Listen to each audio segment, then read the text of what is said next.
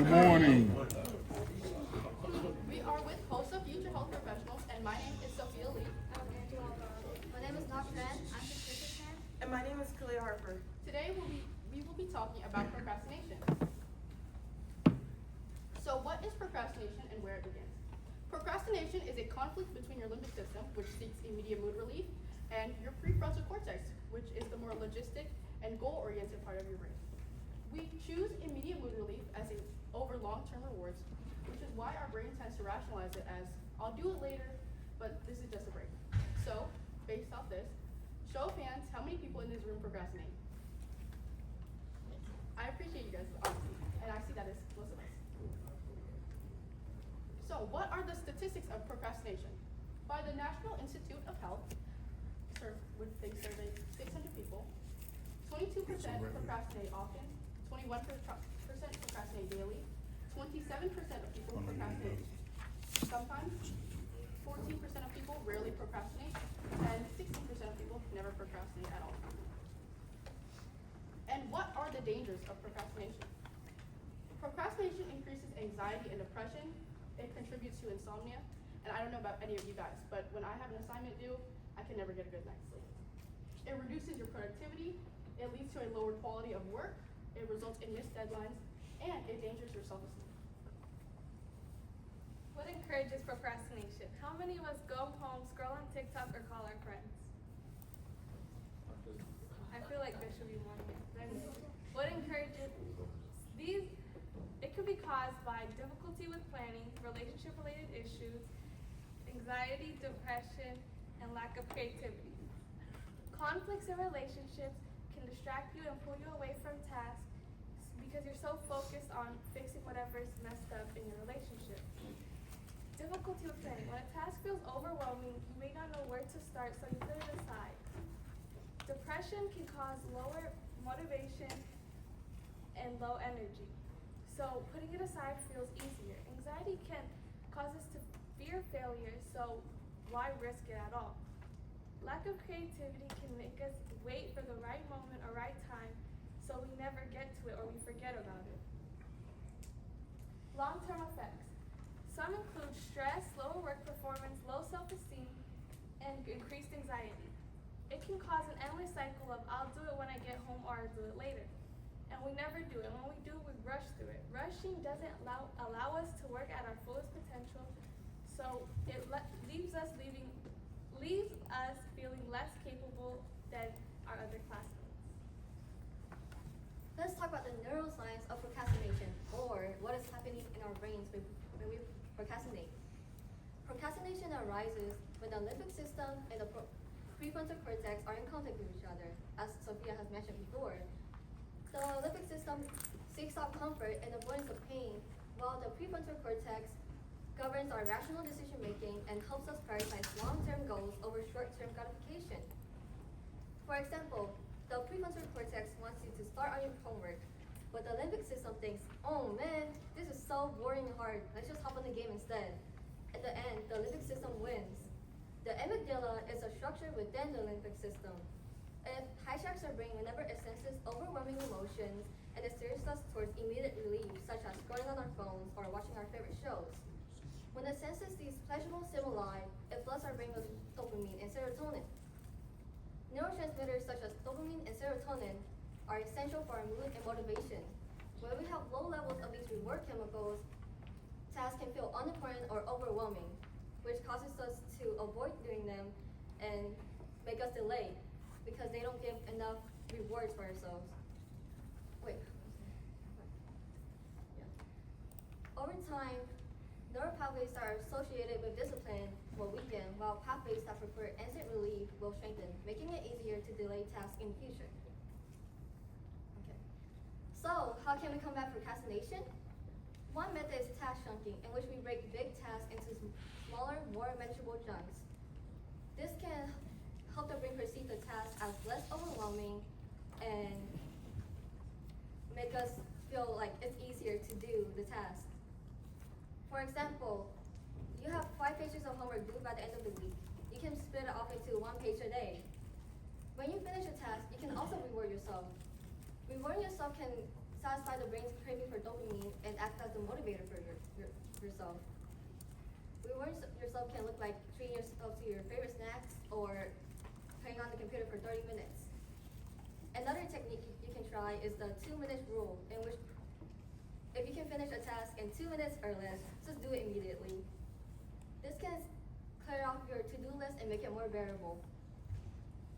There's also the Pomodoro technique. Essentially, you stay focused for 25 minutes. After 25 minutes, you can take a 5 minutes break. And then you can repeat it until you finish the task. This trains the brain to stay engaged while also offering rewards. And lastly, have self-compassion.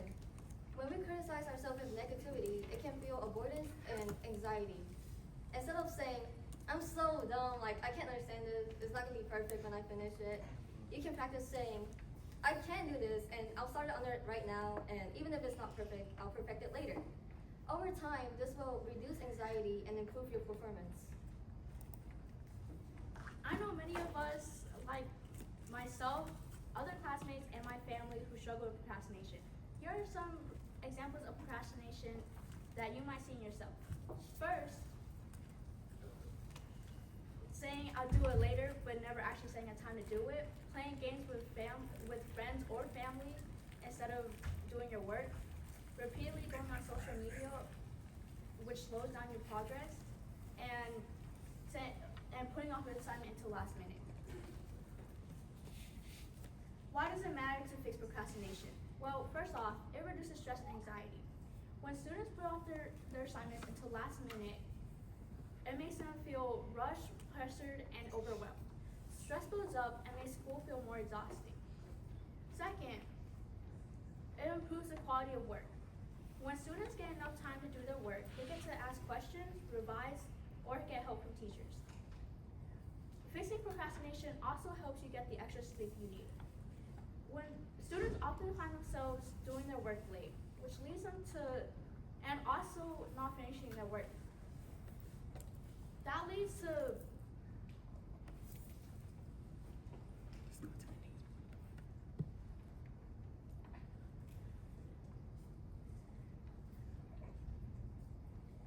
it also creates strong habits later in life and develops confidence. As students get to see themselves planning ahead and doing their work on time, it puts more trust into themselves. That leads to them improving their learning more life skills that will help them succeed. So what can Knock already talked about what can you do to combat procrastination, but what can our school do to combat procrastination? So I propose that we do a 10-minute quiz every morning. It will be simple questions like a 5 basic knowledge question. Like for example, what is your 44th president? Anybody? Barack Obama. The 44th president? That's true. So of course it can be a learning curve, or it could be like something that you can just use to study for some basic knowledge. But this would just ultimately help you combat your procrastination, because it would give you a deadline of something that's just important to you in your learning, and also for teachers just to take a 10-minute break right before class starts. So this test will happen between 8:20 and 8:30. And through this, you will learn to not procrastinate, and also that if you focus on like the little things in life, you can actually get things bigger, because at the end of like every month, you will receive a little prize. So if you did it on time, if you submitted the test on time, and you got all the questions right, you will receive a prize. So you would learn that you don't have to procrastinate on the little things in life. So, how to regulate your time. Did you know that there's an app in your phone that helps you create a schedule of all the important things that you have to do? Yeah. Did you know that? So what app do you use? Oh, I don't do the app. You don't use it? Okay. So if you don't use an app, a good app that you can use is Reminder, and it's on all the iPhones. And also if you have an Android, you can just download any Reminder app or calendar app, and this app will just help you put in like that essay that you have to do, the test that you have to study for, or that project that's due at the end of the week, right? And throughout the day, it will send those reminders to your phone, like as you're scrolling on TikTok or you're just looking at your phone, and it will remind you, and you'll be like, oh yes, I have to do that. Next, I would say phone jail. A lot of us are distracted by our phones, electronics, Xboxes, everything. Like for example, how many of you are distracted by those things that I just listed? Yes, so we're gonna put that in phone jail. We're gonna create a phone jail. And this is just so we can lock up those distractions and focus on what's at hand, the task that's at hand, based on those reminders. Yes? Yes.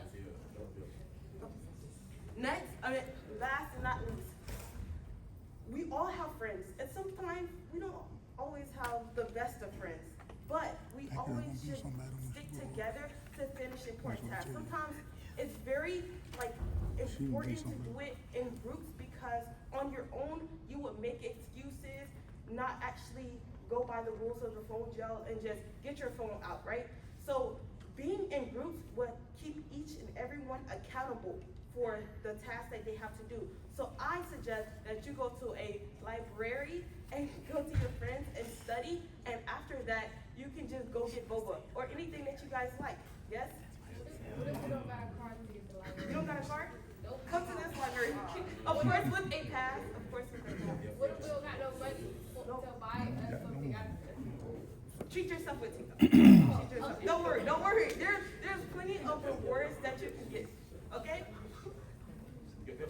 And thank you for your time, guys.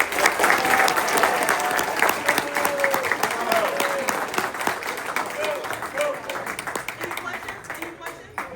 No? Yes? What made you choose this topic? Oh, I know for me, I struggle with procrastination, and so as a senior, going to my senior year, going off to college, I definitely had to find ways for me to stop procrastinating. So I wanted to share this with my fellow student body. Okay, cool. Let's go.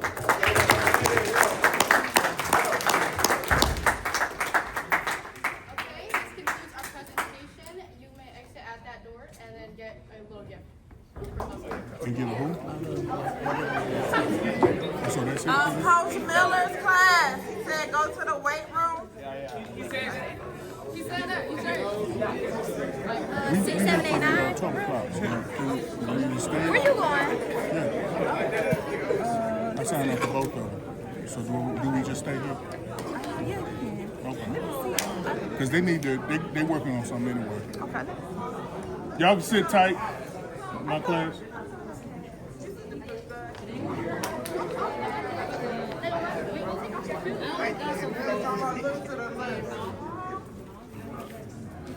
I think I had you down before.